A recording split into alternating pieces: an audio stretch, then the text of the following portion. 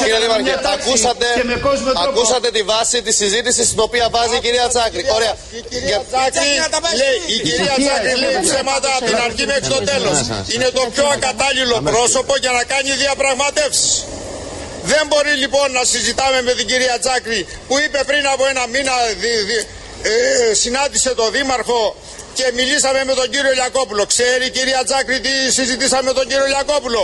Ξέρει ότι συμφωνήσαμε και του στείλαμε χαρτί ποιες είναι οι δικές μας οι προτάσεις, τις οποίες ο κύριος Γενικός Γραμματέας τις δέχτηκε και θα τις πήγαινε στον κύριο Ραγκούση? Η κυρία Τσάκρη δεν έχει κανένα λόγο να μιλάει.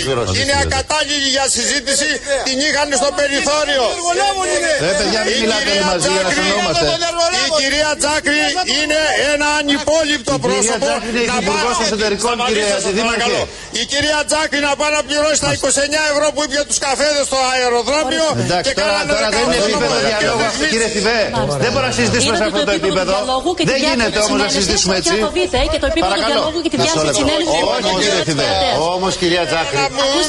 Αλλά η κυρία Τσάκρη είναι ακατάλληλη. Έχει μάθει. Εντάξει, κύριε Θηβέ, δικαίωμά σας να μην μιλάτε με την κυρία Τσάκρη και με κανέναν, αλλά δεν μπορείτε να ρίχνετε το επίπεδο της συζήτησης. Δεν μπορούμε να συζητήσουμε σε αυτό το επίπεδο. Μιλάει και πατάει το ένας υπουργός. Μισό λεπτό. Και είναι πολύ θλιβερό να εμφανίζεται το πρόσωπο της κυβέρνησης με τα λόγια της κυρία Τσάκρη. Είναι απαράδεκτη η κυρία Τσάκρη. Ποιους εμπέζει η κυβέρνηση, να μας πούνε ποιους εμπέζει? Το λαό της Αθήνας όταν λέει ο κύριος Λαγούσης θα πνιγεί η Αθήνα στο σκουπίδι, ή το λαό της Λαβρεωτικής όταν λέει ότι θα πάρετε τα σκουπίδια μόνο τα δικά σας? Ποιους κοροϊδεύει? Το λαό της Αθήνας που προσπαθεί να τον εβάλει απέναντι στην Κερατέα, ή το λαό της Λαβρεωτικής? Για ποια σκουπίδια, να μας πει πρώτα απ' όλα η κυρία Τσάκρη, αν θέλετε να συνεχίσουμε, για ποια σκουπίδια μιλάμε? Διότι ο κύριος Λιακόπουλος μίλησε για τα σκουπίδια της Λαβρεωτικής με τους εκπροσώπους τους δικούς μας, και τώρα μας μιλάτε για ο κύριος Ραγκούσης και η κυρία Τσάκρη για τα σκουπίδια της Αθήνας. Πρώτα να ξεκινήσουμε από αυτό και μετά να συνεχίσουμε. Ελάτε κύριοι να ακούσουμε και την κυρία Τσάκρη.